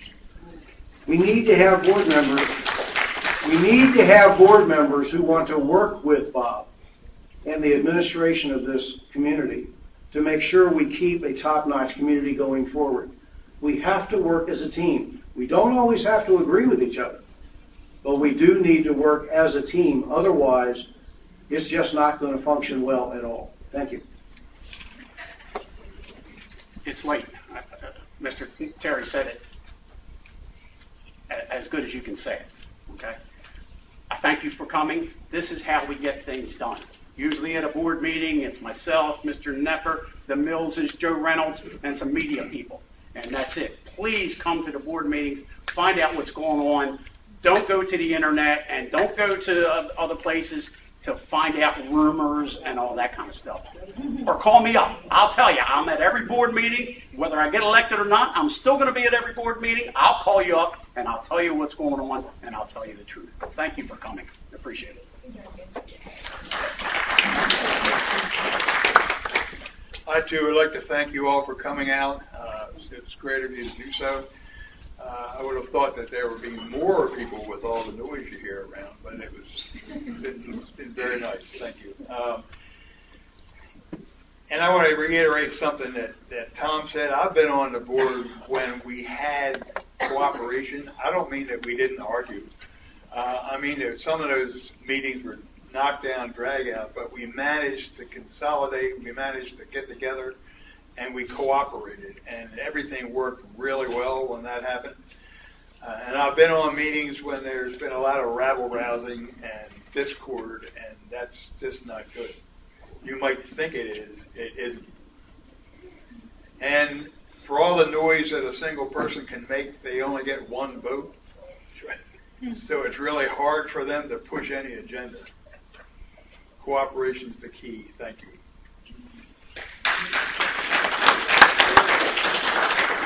Like I said, I've been very proud to be, for the last 6 years on the board, great bunch of people.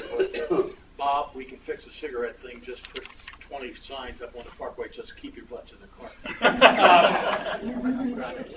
I will try to simply have common sense and good judgment on making decisions like we have over the last 6 years and enjoy the experience of being on the board. Thank you.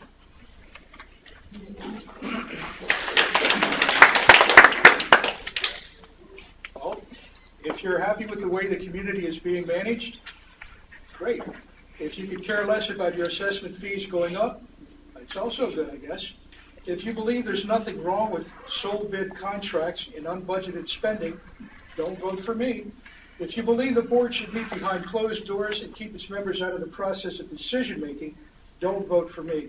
And it has been more than 3 secret meetings going on in the Ocean Pines board. If you believe your hard-earned dollars should be in the hands of the association rather than your wallet, don't vote for me. But if you want change, then this is your opportunity to start doing something about it and vote for me. As he suggested, it's a wall of 4 that has to be penetrated to get any movement going in the Pines. Right now, there's demonstrated failure on the part of this management team, and we need to be more successful than that. If I cannot make an impact this election, by me being on the board the following election, maybe someone with my views can also be elected, and we can start building a new foundation in order to get something accomplished in cost control. If you like the way things are going, get out your wallet. Thank you. Thank you for coming. You're truly good citizens. What I represent is approximately 40 years of executive management and banking experience. I want to put it to work on the board. Look, I don't need a resume enhancement. I'm done. I have nothing or no place to go. I'm offering you my time, my talent, not my treasure. I'm going to give that to my lovely wife, Connie. But I'm offering you my time and my talent. If you want it, it's yours. If you don't, hey, that's okay. I'll enjoy my grandchildren. Bottom line is that I represent constituent work. I've been in this game for a long time. I worked in a lot of political operations, and I know what constituent work is. You got to be available to the constituency, you guys. You got to react to the constituency, you guys. You have to be very responsive to their needs to the best of your ability. That's you guys. And I'm going to tell you something. Because I brought it up, I now have 3 people talking about stormwater management control in Section 3. And I'll bet you if I had not mentioned anything, it would not have been mentioned once tonight. Oh, they're denying it. My man is denying it. He said he would have mentioned it before I stayed right here. Thank you, Jeff. Well, a round of applause for all of the candidates.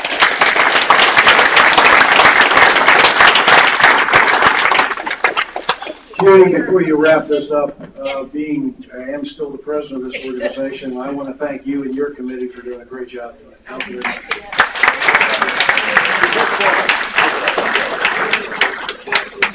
Congratulations.